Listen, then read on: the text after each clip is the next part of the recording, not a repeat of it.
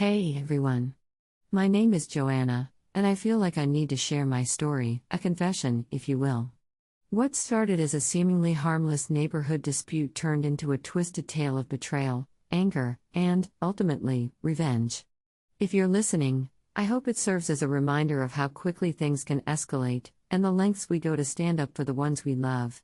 I live in a quiet suburban neighborhood, one of those picture-perfect places where the grass is always manicured, children run freely on the sidewalks, and the smell of freshly baked cookies drifts through the air during the holidays. It was the kind of place where people waved hello to each other, or at least they did, up until last summer. My mom, an unwaveringly kind and gentle woman, has lived in this house for over 20 years. She worked tirelessly to provide for me as a single parent, pouring her heart and soul into making our home a sanctuary. Then there's our neighbor, Greg. He moved in a couple of years ago, and at first, I thought he was just a typical guy trying to fit into the neighborhood. But as I got to know him, I realized he was anything but ordinary. Greg is loud, brash, and, frankly, incredibly rude.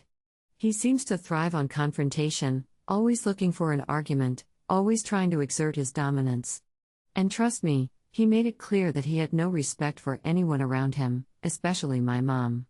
The catalyst for everything that happened came on a sunny afternoon in June. I remember it vividly because the sun shone brightly through the kitchen window as my mom and I prepared lunch together, laughing between slices of fresh avocado and whole grain bread. The smell of the garden roses wafted in, and for a moment, everything felt perfect. But then, Greg decided to take his trash out, and what followed turned our world upside down. I don't know what went wrong that day.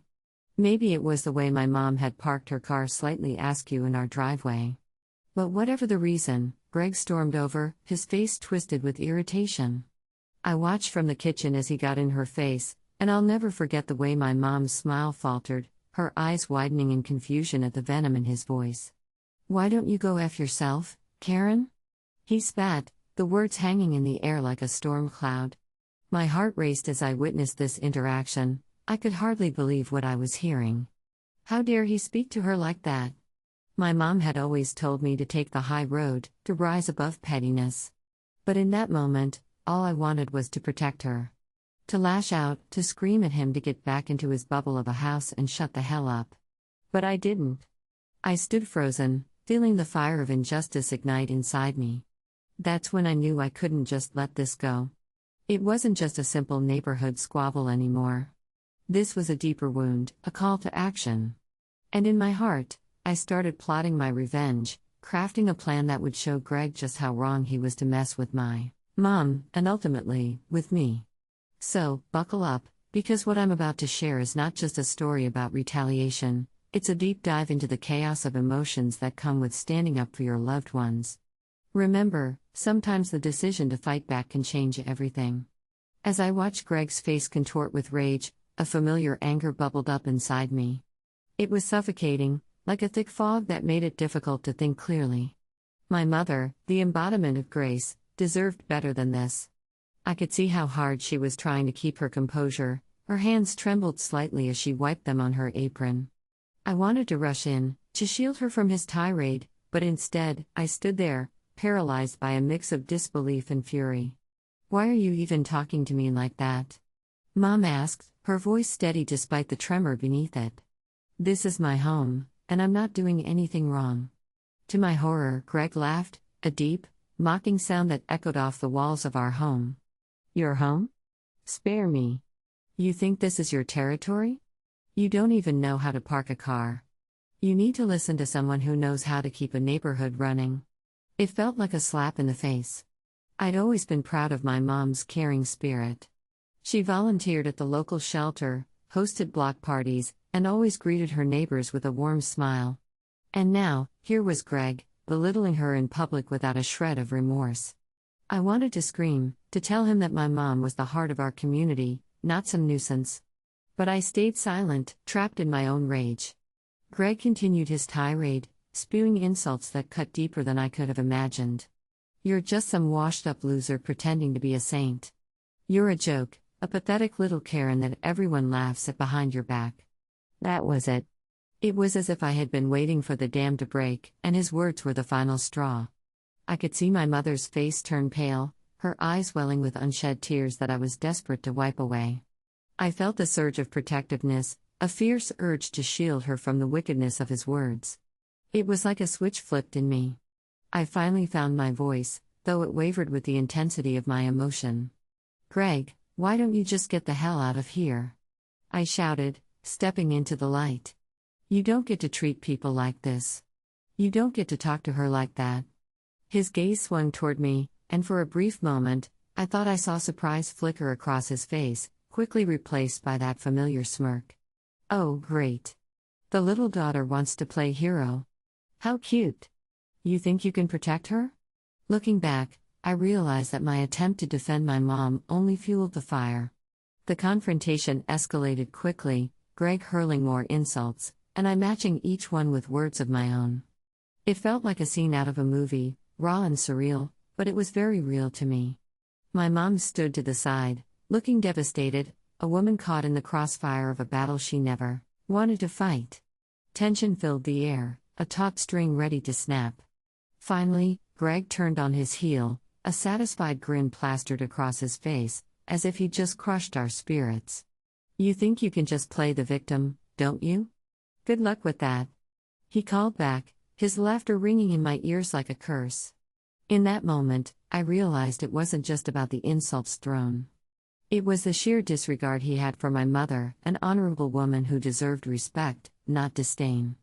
The betrayal sank deeper than I could have imagined, it morphed into something darker. I felt it twist in my gut, a hunger for revenge. I retreated back into the house, my heart racing. I could feel my mom's eyes on me, a mix of empathy and concern. "Joanna, please don't let this get to you," she said softly, her voice shaky. But I couldn't help it. The anger and humiliation festered inside me like a relentless storm. That evening, as the sun slipped beneath the horizon, I sat on my bed, the weight of Greg's words echoing in my mind. I imagined the look on his face when I would make him regret ever crossing paths with my family. I began to formulate a plan, an intricate scheme that would turn the tables on him, that would remind him that words have consequences. This wasn't just about revenge, it was about reclaiming our dignity. And I was going to show Greg that messing with my mom was the worst mistake he could have ever made. The fire inside me began to burn brighter, fueling the determination that would soon set my plan into motion. And so it began, the countdown to my revenge. The spark of injustice ignited in the following weeks felt like a slow descent into chaos, each day amplifying the tension that hung in our neighborhood like dark clouds before a storm. Every time I saw Greg's face, the embarrassment and anger from that fateful day came rushing back. I could hardly focus on anything else. My entire world narrowed down to thoughts of revenge and how to reclaim our dignity. It started subtly. I would notice Greg glaring at my mom when he thought she wasn't looking, or muttering under his breath whenever she walked by. It was like he relished the power he had over her, a power I was determined to strip away. One afternoon, I caught him tossing his trash into our yard as he walked by, a smirk plastered across his face, as if to say, "What are you going to do about it?" I could feel my heart pounding in my chest. This wasn't just about his verbal assault anymore, he was taunting us, and every act of defiance chipped away at my mom's spirit. She would come inside after an interaction with him, shoulders slumped, her smile a shadow of its former self. I could see the fear in her eyes, the fear of what he might do next, how far his cruelty would go. And then it happened, the final straw that ignited the fury burning inside me. One evening, as we sat down for dinner, the phone rang. My mom answered, her expression changing to one of confusion. I strained to hear her side of the conversation. "What do you mean, a noise complaint?" "No, we haven't been loud at all." "Yes, I understand, but..." I felt the blood drain from my face. It was the local police.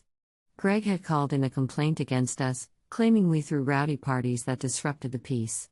My mom's voice trembled as she pleaded her innocence, trying to explain how we were just a quiet family who had never caused any trouble.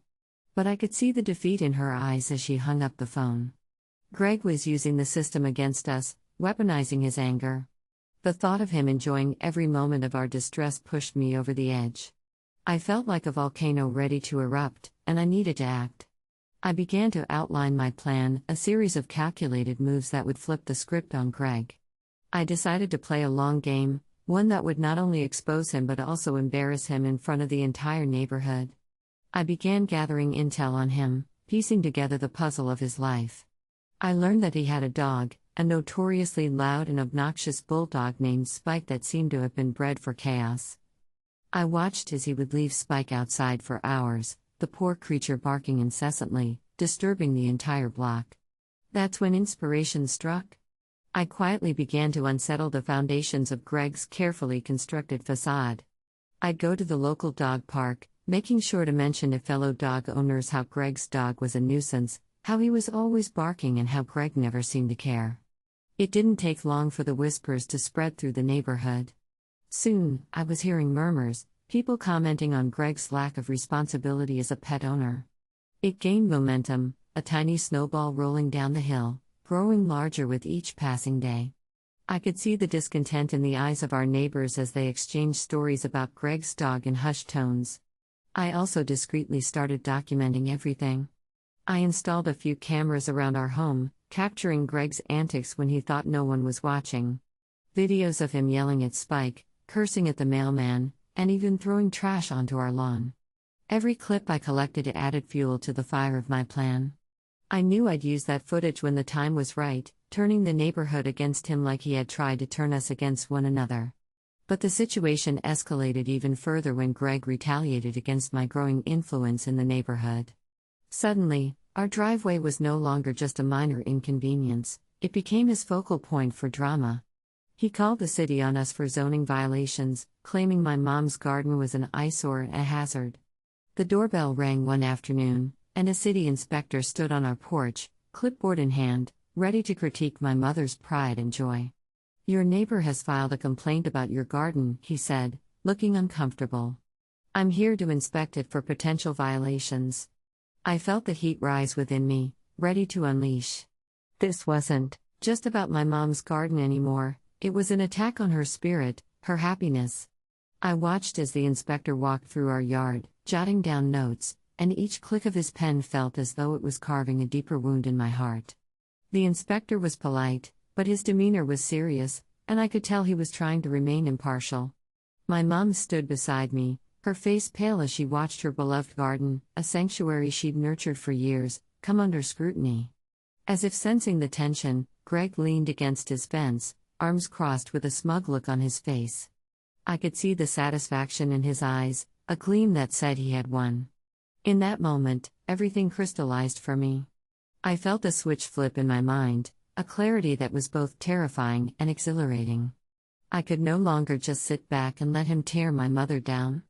It was time to put my plan into immediate action, no more passive-aggressive tactics. This was about reclaiming our space and our peace of mind.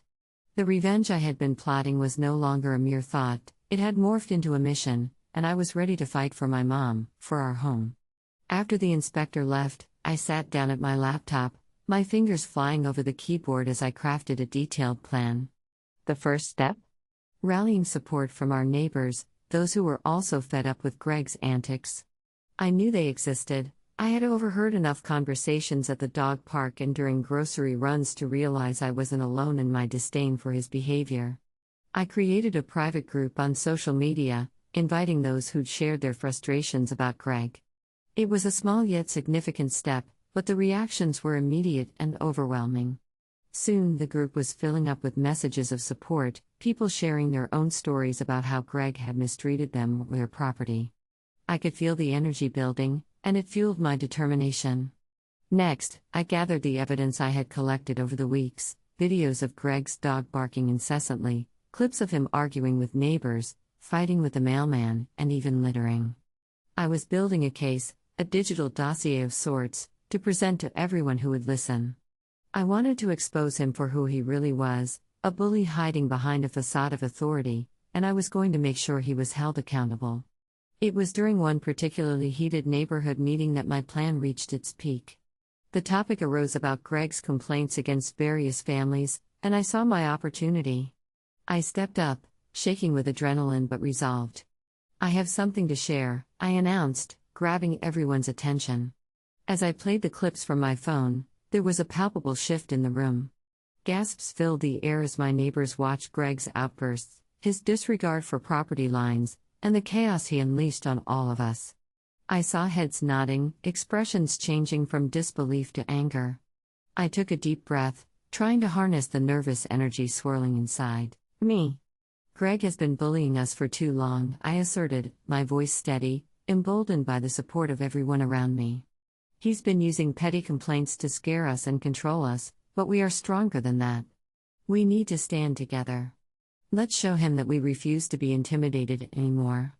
It was exhilarating and terrifying all at once. The moment I finished speaking, a wave of murmurs swept through the room. Neighbors began to nod and share their own experiences, each story adding fuel to a fire I'd started. A few brave souls even spoke up, echoing my sentiments. He made a comment about my garden too. I caught him throwing trash into my yard last month. My kids are afraid to play outside because of his dog. It felt like the dam had finally burst, and in that moment, I could see the shift in momentum. Greg was no longer the untouchable bully, he was becoming the neighborhood pariah. And then, I saw him, standing at the back of the room, his face a mask of rage as he clutched the doorframe. The realization hit me like a shockwave, I had turned the tide. The power was slipping from his grasp, and he was losing control. In that instant, I knew this was just the beginning. I had ignited a movement, a coalition of neighbors united against one man's cruelty. I was determined to ensure that Greg would not only regret the words he had hurled at my mother but also the way he treated every single one of us. As we concluded the meeting, I felt a rush of adrenaline coursing through my veins. I had found my purpose in this fight, my pursuit of justice for my mom and our community. The fear that had once gripped me now transformed into a fierce resolve. The next phase of my plan was already forming in my mind, my strategy evolving with as the meeting adjourned. I felt a surge of adrenaline and a sense of clarity wash over me. It was no longer just about my mom and her dignity, it was about sending a message to Greg and reclaiming our sense of community. I had ignited a spark, and now it was time to fan it into a roaring fire. My plan had several key components, each carefully structured to ensure maximum impact. I wanted to make Greg feel the consequences of his actions, not just from my family but from the entire neighborhood. Here's how I mapped it out. 1. Building a coalition. The first step was to solidify the support I had gained during the meeting. I reached out to my neighbors and proposed regular gatherings where we could share our stories and devise strategies to confront Greg together. Each week, we would meet in someone's backyard, sharing snacks and support while tightening our bond. I made it a point to remind everyone how powerful we could be when united, transforming our individual grievances into a collective roar. 2. Documenting everything. I continued to gather evidence of Greg's behavior. I set up cameras strategically around our properties, capturing not just his outbursts but also Spike's incessant barking and the chaos that seemed to follow him wherever he went. I encouraged my neighbors to do the same, recording their own interactions with Greg and his dog. The more footage we collected, the stronger our case became. It was crucial to show that Greg wasn't just targeting us but was a nuisance to the entire neighborhood. 3. Public awareness. Next, I created a neighborhood newsletter, the kind that would normally highlight community events and families' accomplishments. However, I decided to leverage this platform to inform everyone about Greg's ongoing antics. I crafted a special column titled Neighborhood Watch, where I would share not only the genuine community news but also updates on our fight against Greg. I included snippets of our gathered video evidence, anecdotes from various neighbors, and encouraged others to join us at future meetings. The goal was to ensure that everyone knew he wasn't just a local nuisance but a serious problem that needed addressing. 4.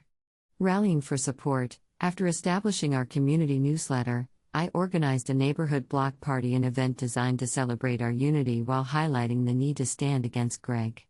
I invited everyone, emphasizing that it would be a chance for neighbors to connect, share stories, and voice their concerns. My goal was to create an atmosphere of solidarity that would put pressure on Greg and show him he could no longer operate without accountability. 5. Further heightening tensions. During the block party, I intended to have a few key speakers, people who had endured Greg's bullying firsthand. I encouraged them to share their stories openly in front of the group, amplifying the message that we wouldn't allow his behavior to go unchecked. I envisioned a moment when the collective voice of our community would echo in defiance against Greg, drowning out his taunts. I wanted him to realize that he was outnumbered and the tide had turned. 6. Writing a letter. After the block party, I wanted to take a more formal approach. With the backing of my neighbors, I planned to draft a letter addressed directly to Greg.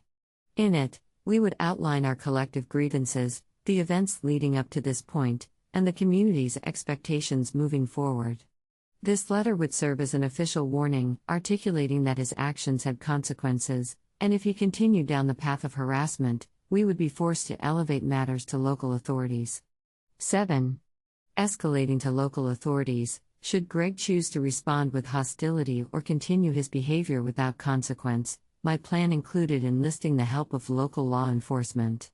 With ample evidence of his verbal abuse, noise complaints regarding Spike, and our documented experiences, I would propose that we file a formal complaint against him.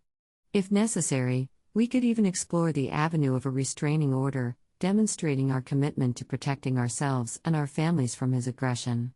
8. Public awareness campaign. I envisioned one final act that would make it impossible for Greg to escape the repercussions of his actions. I wanted to organize a small rally outside the city council building, inviting local media to cover our story. It would serve as a public demonstration of our solidarity and determination while shining a light on Greg's behavior. I could already picture the news reports, my fellow neighbors standing alongside me, united in our demand for respect and accountability. We would no longer be victims, we would be a force for change. 9. Personal face-off. As a final touch, I planned to have a personal confrontation with Greg. I envisioned a moment when he would feel completely isolated, standing alone as the neighborhood rallied behind me. I would approach him calmly, armed with evidence, and the day of the block party arrived, and the air buzzed with anticipation. I had never been more nervous in my life, but also fiercely determined. The community had rallied behind my vision, and we had transformed the backyard of one of the more outspoken neighbors into a lively gathering filled with food, laughter, and a sense of unity that had been missing for so long. Colorful banners flapped in the breeze, and the smell of grilled burgers mixed with the sweet scent of lemonade, creating an atmosphere brimming with positivity. But lurking underneath it all was the tension of knowing Greg would likely show up. He always did, eager to assert his dominance. I didn't want to think about how he'd react to the gathering or the fact that we'd all come together to stand against him. For weeks, I had rehearsed this confrontation in my head, preparing myself for the showdown that felt inevitable. As the sun dipped lower in the sky, casting soft golden rays over the party, I saw Greg approaching. He strutted over, his posture radiating arrogance, his bulldog Spike at his heels. The gleeful chatter faded momentarily as he stepped into our midst, a dark cloud on an otherwise clear day. My heart raced as I locked eyes with him, feeling the collective tension in the air. "Wow, what a pathetic gathering," he sneered, looking around at the laughing families and children playing. "Are you all really this desperate for attention?" "Sad." The crowd tensed, his words cutting through the light-hearted atmosphere like a knife. But I felt my resolve harden. I couldn't let him intimidate us. I stepped forward, taking a deep breath as I prepared to confront him. "Greg, this is about more than just a social gathering. It's about standing up against bullying," I said, my voice steady despite the tremor in my chest. "You've harassed my mom and made this neighborhood hostile for so many of us. We refuse to let you get away with it any longer." Laughter faded to silence, and I could feel the collective energy shift as my neighbors began to gather behind me. Greg's smug expression faltered slightly, and that made me bolder. "You think you can bully us into silence, but we're done being quiet," I continued, my voice rising with conviction. "We're here to show you that we're united, and we won't let you tear us apart anymore." Greg's eyes narrowed, and I could see the anger boiling within him. "You think you're all so clever, don't you?" He spat, stepping closer. "This little charade won't change anything. You're nothing but a bunch of losers crying for attention. You think you can take me down?" I swallowed hard but pressed on. "You underestimate the power of community, Greg. Together, we're stronger than you'll ever be." In that moment, I saw the shift in my neighbors. Heads nodded in solidarity, their expressions shifting from fear to empowerment as they stood with me. One neighbor, an elderly woman who had kept quiet for far too long, stepped up beside me. "We're tired of your behavior, Greg. It's time you realize that we won't tolerate your bullying any longer." The crowd began to murmur in agreement, emboldened by the shared sentiments of frustration. I could feel the energy rising, a unifying force pushing back against Greg. The tide was turning. Greg's demeanor darkened, and his bravado began to crack under the weight of our collective strength. "You think you can just come together and intimidate me?" he barked, looking around for support, but found none. "You all don't know what you're messing with." That's when I decided to leap into action. I produced the letter we had drafted together, filled with the collective experiences of my neighbors, along with the evidence we had gathered. "We're not just voicing our grievances, we're standing here letting you know we have documented everything you've done." With trembling hands, I held up the papers, the weight of countless stories of fear, anger, and hurt, translating into tangible proof of his reign of terror. I continued, "We're not afraid to take this to the authorities. You've crossed a line, and it ends here." For the first time, I saw doubt flicker in Greg's eyes, the bravado slipping from his grasp. "This is ridiculous," he shouted, trying to regain control of the conversation, but the energy around him was shifting. "We're not here to argue anymore," I declared, feeling the thrill of empowerment surging through me. "We're here to take our neighborhood back." The crowd erupted into applause, a wave of hope washing over us. The power of community was palpable, and suddenly Greg looking back, it's surreal to think about how that one confrontation changed everything. The energy at the block party was electric, the roar of our united voices drowned out Greg's attempts to regain control. For the first time in months, I felt a sense of hope, a belief that we could reclaim our neighborhood from his grasp. Greg's reaction was as explosive as I had feared. With the crowd against him, he sputtered a few more insults, but they fell flat in the face of our collective resolve. As he stormed off, I could see the realization dawning on his face: this wasn't just a petty brawl anymore, it was a full-blown revolt. In the weeks that followed, the ripple effect of that day became evident. Word of the block party and our united front spread throughout the neighborhood. My neighbors began coming together more than ever, hosting potlucks and gatherings, sharing laughter and stories we hadn't exchanged before. The sense of community that had been slowly eroding was being rebuilt, brick by brick, laughter by laughter. But Greg wasn't willing to take his defeat lying down. He retaliated, of course, attempting to vilify me and my family to anyone who would listen. He spread rumors, claiming that we were the real troublemakers, that our noise complaints were fabricated, and that we were trying to bully him out of his own home. I knew he thrived on chaos, and it was almost predictable how he'd act. Yet, with the support of my neighbors, it didn't matter as much as it once had. We organized a neighborhood watch, a simple yet effective means to keep an eye on each other and address any further tumult. I even reached out to the local police, who were surprisingly supportive after hearing our accounts. It felt liberating, knowing we had resources to back us up if needed. It wasn't long before they began patrolling the area more frequently, just a simple presence was enough to deter Greg from his antics. As time went on, the tension between us simmered down, but the scars from the ordeal remained. Greg would still glare at us from his porch, attempting to assert his dominance with nasty looks, but they no longer held any power. Each time I saw him scowling, I felt the thrill of victory surge through me. I was reminded that my actions had made a difference. The collective strength of our neighborhood had put an end to his reign of bullying. Then came the day of reckoning. We had invited the local news to cover our communal efforts to reclaim our neighborhood. I stood there, proud as I watched my neighbors recount their experiences and share stories of how we had come together. The piece aired just before the evening news, and what followed was a wave of support from others in the community who faced similar struggles. However, I never expected Greg's reaction. He came over that evening, furious as ever, demanding to know why we put him in such a negative light. It was surreal to see him so unhinged, so desperate. "You think this is over?" he spat, face red with rage. I stood my ground. "It was never about being over, Greg. It's about understanding that we won't let you bully us anymore. Your actions have consequences, and we're just getting started." With that, I turned my back on him, feeling the solidarity of my neighbors behind me. The sense of closure was palpable. For all his threats and bluster, he had lost the power he once wielded so effortlessly.